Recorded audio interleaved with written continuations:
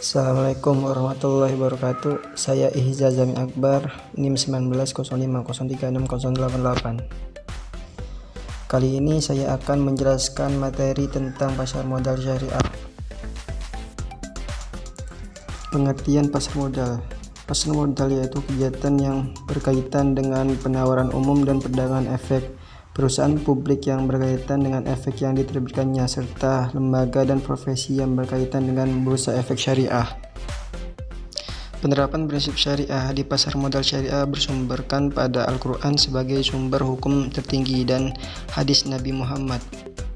Dewan Syariah Nasional Majelis Ulama Indonesia pada tahun 2003 mengeluarkan fatwa tentang kebolehan bertransaksi di pasar modal selama mekanisme dan objeknya tidak bertentangan dengan prinsip syariah, yang disusun dalam fatwa DNS MUI nomor 276/277. Fungsi dan peranan pasar modal syariah. Fungsi pasar modal syariah. Yang pertama, masyarakat dapat berpartisipasi dalam kegiatan bisnis. Yang kedua, pemegang saham dapat menjual sahamnya guna mendapatkan likuiditas. Yang ketiga, perusahaan dapat meningkatkan modal dari luar untuk membangun dan mengembangkan lini produksinya.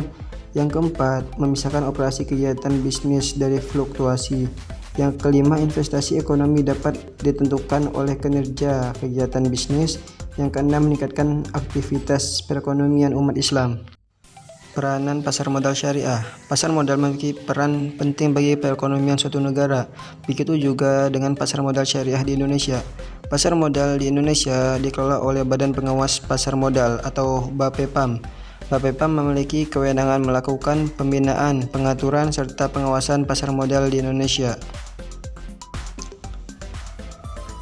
Jenis produknya yaitu pasar perdana, pasar sekunder, dan bursa paralel. Keuntungan saham. Yang pertama, bisa memperoleh dividen setiap kali perusahaan yang dibeli sahamnya mendapatkan untung.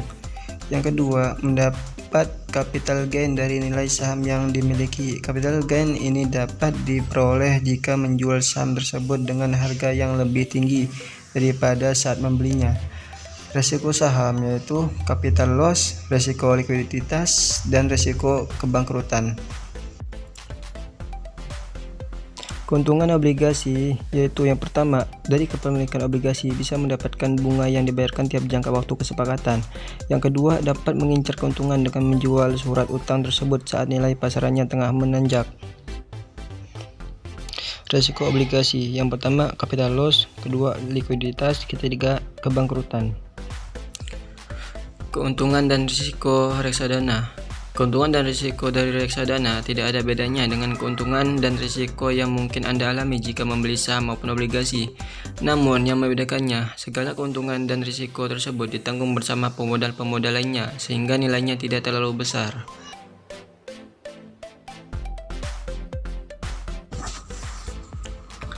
Perkembangan pasar modal syariah di Indonesia.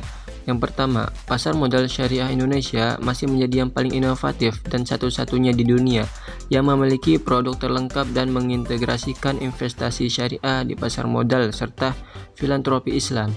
Yang kedua, produk wakaf saham, zakat saham, sedekah saham, dan wakaf sukuk. Yang ketiga, memiliki sukuk wakaf yang merupakan pertama di dunia. Yang keempat, pertumbuhan jumlah investor saham syariah sangat signifikan.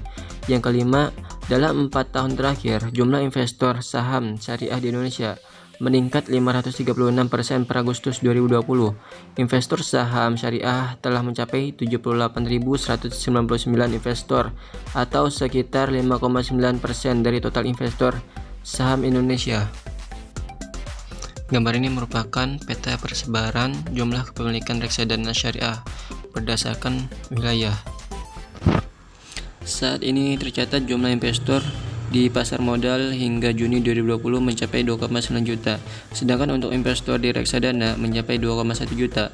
Khusus untuk jumlah investor pasar modal pada akhir 2019 mencapai 2,4 juta, sehingga jika dilihat hanya ada penambahan 500.000 investor di pasar modal hingga Juni 2020. Pertumbuhan ini terbilang lambat, adapun jumlah investor pasar modal pada 2018 mencapai 1,6 juta dan pada tahun 2017 sebanyak 1,1 juta. Serunya mengenal pasar modal. Kalian pernah beli sesuatu kan di pasar tradisional?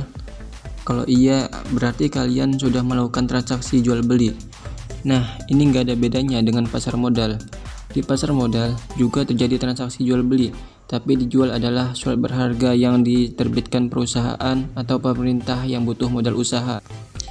Selain itu, yang diperdagangkan berupa instrumen keuangan yang terdiri dari saham, surat utang, maupun reksadana. Surat berharga lazim disebut efek. Jadi kepikiran kalau transaksi di pasar tradisional, kan jelas tuh transaksinya. Langsung ke pedagang, ada pemasukan perdagangan, ada pengelola pasar, pihak keamanan, sampai ngatur dagangannya.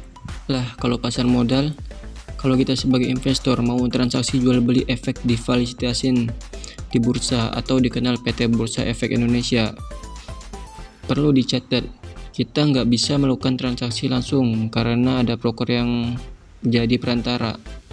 Selain itu, seluruh transaksi pasar modal dilakukan secara elektronik atau disebut pasar modal yang dilakukan secara elektronik atau disebut scriptless trading. Di sini yang jadi supplier dagangan itu emiten, yaitu perusahaan yang udah go public maupun pemerintah. Setelah proses transaksi di bursa, proses selanjutnya dijalankan oleh KPI atau Keliling Penjamin Efek Indonesia yang membantu menjaga hak dan kewajiban investor, yang memastikan jika yang menjual mendapatkan uangnya dan yang membeli juga mendapatkan barangnya. Jadi nggak usah takut karena transaksi jual beli di bursa ada jaminannya. Terakhir, KSI atau Kesedudian Sentral Efek Indonesia. Semua proses pemindahan, bukuan, dan penyimpanan efek di pasar modal dilakukan oleh KSI. Ingat ya, barangnya pun bentuknya elektronik, bisa diperjualbelikan kembali, sedangkan uangnya akan ditransfer oleh bank yang bekerja sama dengan KSI selaku bank pembayaran. BI, KSI, dan KPI disebut juga sebagai self-regulatory organization. Biar kegiatan transaksi di pasar modal berjalan dengan baik harus ada SRO. Seluruh kegiatan transaksinya selalu diurusi oleh Otoritas Jasa Keuangan OJK.